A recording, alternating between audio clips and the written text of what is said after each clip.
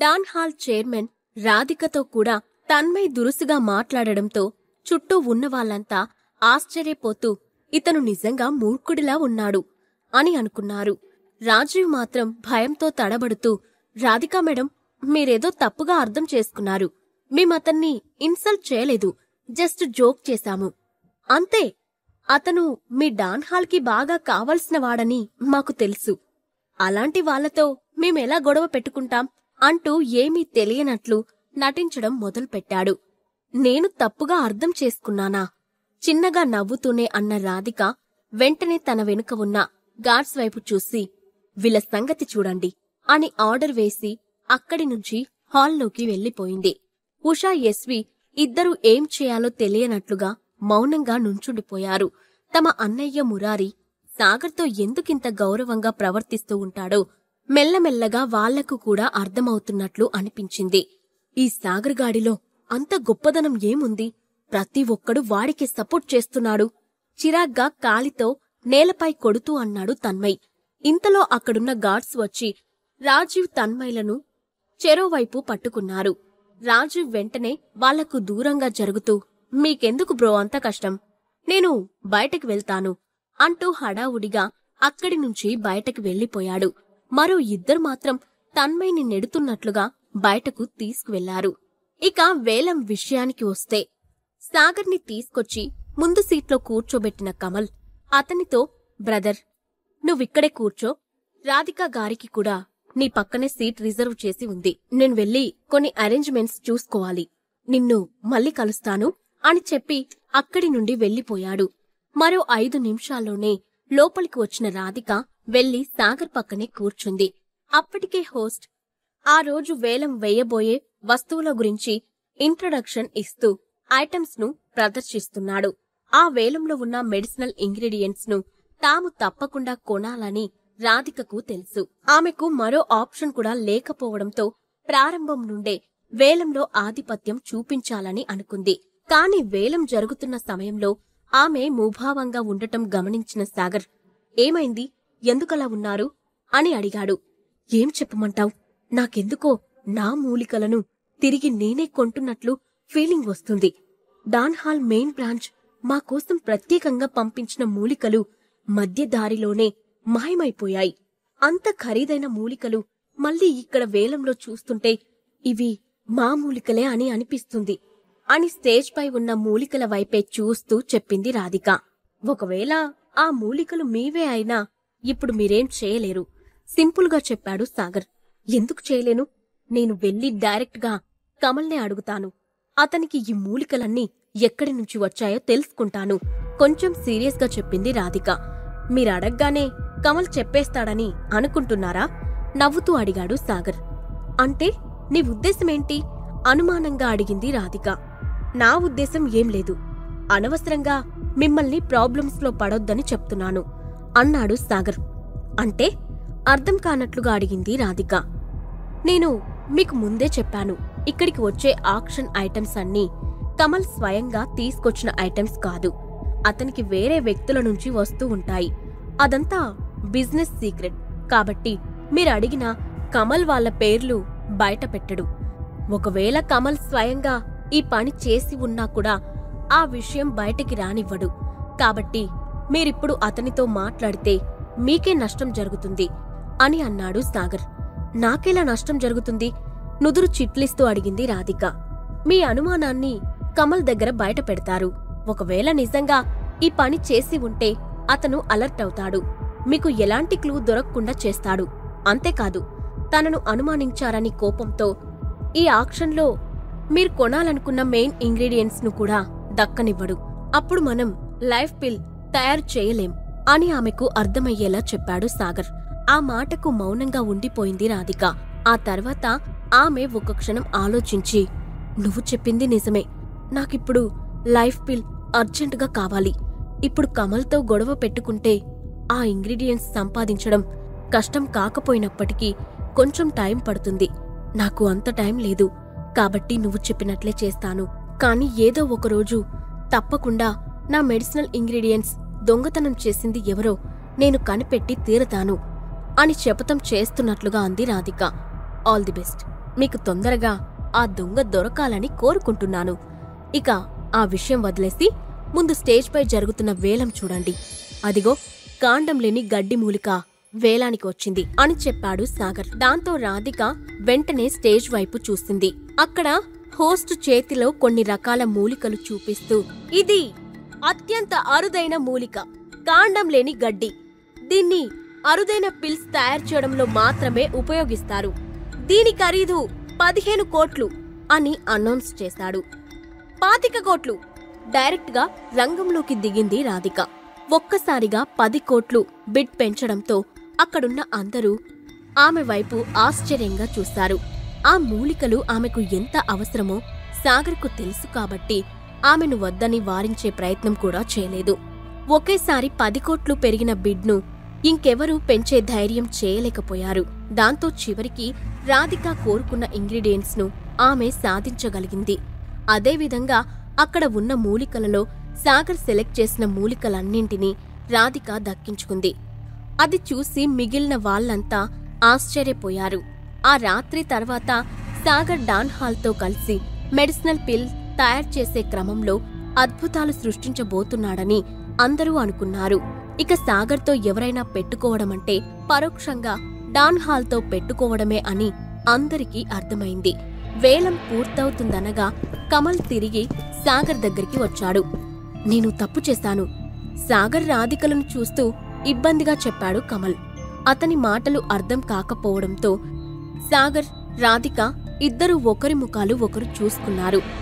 ఈరోజు ఆక్షన్కి నేను ఇంతమందిని పిలవకుండా ఉండాల్సింది. కేవలం మీ ఇద్దరిని పిలిస్తే సరిపోయేది. ఆక్షన్ స్టార్టింగ్ నుంచి చూస్తున్నాను. అన్ని మూలికలను మీరే సొంతం చేసుకుంటున్నారు. ఇక మిగతా వాళ్లకు ఛాన్స్ లేకుండా పోతుంది అని నవ్వుతూ అన్నాడు కమల్. ఆ మాటలు విని సాగర్, రాధిక కూడా చిన్నగా నవ్వారు. ఇన్ని మూలికలతో ఏం చేస్తావ్? సాగర్ను క్యూరియస్ గా అడిగాడు కమల్. ఆ ప్రశ్నకు ఏదో సమాధానం చెప్పబోయాడు. కాని ఇంతలో కమల్ సార్ అంటూ వెనుక నుంచి ఎవరో పిలవడంతో, ఓకే సాగర్ బ్రో, మీరు కంటిన్యూ చేయండి, మనం దీని గురించి తర్వాత మాట్లాడదాం అని అన్నాడు కమల్. లేదు బ్రదర్, మాకు అవసరమైన మూలికలన్నీ వచ్చేశాయి, ఇక మేము బయలుదేరుతాం అని చెప్పాడు సాగర్. కమల్ కూడా సరే అని చెప్పడంతో రాధిక, సాగర్ ఇద్దరూ అక్కడి నుంచి బయటకు వచ్చారు. మనం రేపు ఉదయాన్నే బయలుదేరాలి అని హఠాత్తుగా సాగర్తో చెప్పింది రాధిక. ఎక్కడికి అని అడిగాడు సాగర్. చెప్పాను కదా, నువ్వు ఒక వ్యక్తి కోసం లైఫ్ పిల్ తయారు చేయాలని. మనం ఆ వ్యక్తిని రేపే కలవాలి. ఉదయాన్నే బయలుదేరితే త్వరగా వెళ్ళొచ్చు అని అంది రాధిక. సాగర్ ఆ విషయం గుర్తు చేసుకొని, హో సరే, ఉదయాన్నే కలుస్తాను అని అన్నాడు. ఆ తర్వాత రాధిక అక్కడి నుంచి వెళ్లిపోవడంతో సాగర్ కూడా తన కార్ తీసుకొని నేరుగా త్రిలోక్ విల్లాస్లోని తన విల్లాకు వెళ్లిపోయాడు. తర్వాత రోజు ఉదయాన్నే రాధిక కాల్ చేయడంతో నిద్ర మేల్కొన్న సాగర్ వెంటనే రెడీ అయి డాన్ హాల్ కాంపౌండ్లో ఉన్న గ్రౌండ్కి వెళ్లాడు. అప్పటికే రాధిక అక్కడ వెయిట్ చేస్తూ ఉంది. మనం ఇప్పుడు ఎక్కడికి వెళ్తున్నాం అని అడిగాడు సాగర్. అది సీక్రెట్, నేను దాని గురించి ఒక్క మాట కూడా మాట్లాడకూడదు అని అంది రాధిక. ఆమె ప్రవర్తన కొంచెం వింతగా అనిపించడంతో ఎందుకు మాట్లాడకూడదు అని అడిగాడు సాగర్. గాలికి కూడా చెవులు ఉంటాయని నువ్విన్లేదా? మనం మాట్లాడే మాట గాలిలోనే వెళ్ళి అందరి చెవులకు చేరుతుంది. కాబట్టి నేను ఒక్క మాట కూడా మాట్లాడను. ఆ తర్వాత కూడా మాట్లాడాల్సిన అవసరం ఉండదు. ఎందుకంటే అక్కడికి వెళ్లిన తర్వాత నీకే తెలుస్తుంది అని క్లియర్గా చెప్పింది రాధిక. దాంతో సాగర్ కూడా ఆమెను బలవంతం చేయలేదు. ఇక అడిగినా ఆమె చెప్పదని అర్థమైపోవడంతో సైలెంట్గా ఉన్నాడు. కాని వెంటనే ఏదో గుర్తొచ్చినట్లుగా ఫోన్ తీసి, ముఖ్యమైన పని మీద బయటకు వెళ్తున్నాను, రావడానికి కొన్ని రోజులు టైం పడుతుంది అని క్లుప్తంగా అఖిలకి మెసేజ్ చేశాడు. అఖిలతో కాంటాక్ట్ తగ్గించాలని అనుకున్నా ఆమె తన గురించి ఆలోచిస్తూ ఉంటుందని సాగర్కి తెలుసు. అందుకే సింపుల్ మెసేజ్ చేశాడు. మనం ఇక్కడెందుకు వెయిట్ చేస్తున్నాం? మొబైల్ పాకెట్లో పెట్టుకుంటూ అడిగాడు సాగర్. కాని అతను అడుగుతూ ఉండగానే గాల్లో హెలికాప్టర్ ఎగురుతున్న శబ్దం రావడంతో తలపైకెత్తి చూశాడు. ఈలోగానే ఆ హెలికాప్టర్ తామున్న గ్రౌండ్లోనే హెలీప్యాడ్ పై ఆగింది. వెంటనే అందులో నుండి 4 మనుషులు బ్లాక్ డ్రెస్లో కిందకు దిగి నేరుగా సాగర్ రాధిక దగ్గరికి వచ్చారు. ఏం జరుగుతుంది?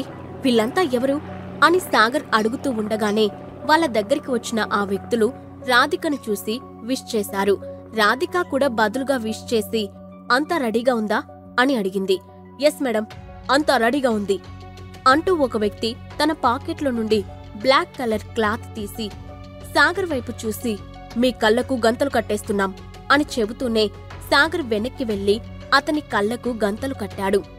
దాంతో వాళ్ళు తనని ఎక్కడికో తీసుకువెళ్తున్నారని, వాళ్ల సేఫ్టీ కోసమే అదంతా చేస్తున్నారని అర్థం చేసుకున్న సాగర్ ఏం మాట్లాడలేదు.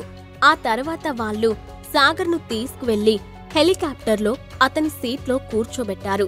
రాధిక కూడా అతని వెనకే వెళ్ళింది. కాసేపట్లోనే హెలికాప్టర్ గాల్లోకి చేరింది. వీళ్ళు ఇంత ఓవరాక్షన్ ఎందుకు చేస్తున్నారో అర్థం కావడం లేదు. కళ్లకు గంతలు కడితే ఎక్కడికి తీసుకువెళ్తున్నారో తెలియకుండా ఉంటుందా? వీళ్ళకు కొంచెం కూడా బ్రెయిన్ లేదు అని మనసులోనే అనుకుంటూ రిలాక్స్డ్గా తన సీట్లోనే వెనక్కి వాలిన సాగర్ హాయిగా నిద్రలోకి జారుకున్నాడు. కొన్ని గంటల ప్రయాణం తర్వాత సాగర్ కళ్ళగంతలు తొలగించేటప్పటికీ అతని కళ్ల ముందు ఒక పెద్ద మ్యాన్షన్ కనిపించింది. దాన్ని చూసిన సాగర్ ఆశ్చర్యపోయాడు. అత్యంత విలాసంగా ఉన్న ఆ మ్యాన్షన్ చుట్టూ ఎటు చూసినా ఎక్సోటిక్ ఫ్లవర్ ప్లాంట్స్, క్రోటన్స్ దర్శనమిచ్చాయి. మ్యాన్షన్ ముందు దిగిన వాళ్ళను చూడగానే లోపల నుంచి దాదాపు 12 మంది వ్యక్తులు వాళ్ల వైపే రావడం కనిపించింది.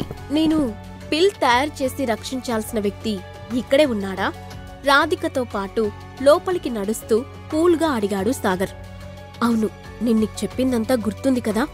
నువ్వు లైఫ్ పిల్ తయారు చేసి ఆ వ్యక్తిని రక్షిస్తే నీక్కూడా లాభం ఉంటుంది గుర్తు చేస్తున్నట్లుగా చెప్పింది రాధిక.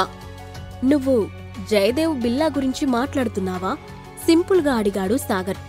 ఆ విషయం నీకెలా తెలుసు? ఒక్క క్షణం అక్కడే ఆగి షాక్ అవుతున్నట్లుగా నోరు పెద్దగా తెరుస్తూ అడిగింది రాధిక.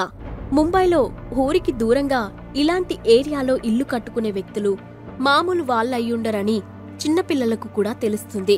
అలాగే వాళ్ళు మనల్ని హెలికాప్టర్లో తీసుకొచ్చారు కాబట్టి ఖచ్చితంగా పవర్ఫుల్ వ్యక్తులై ఉంటారని ఊహించాను.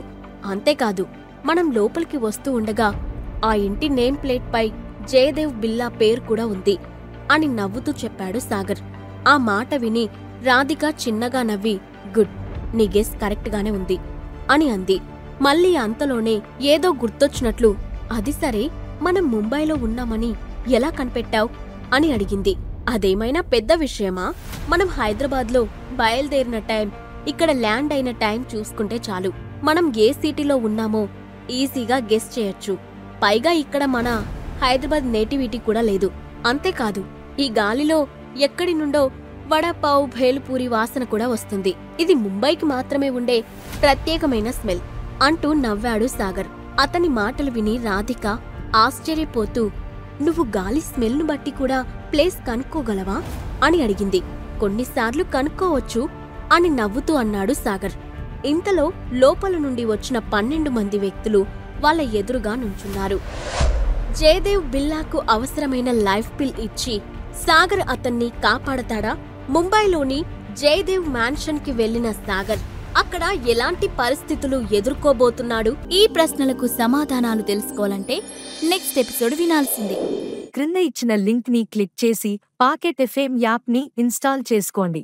Stay tune to pocket FM.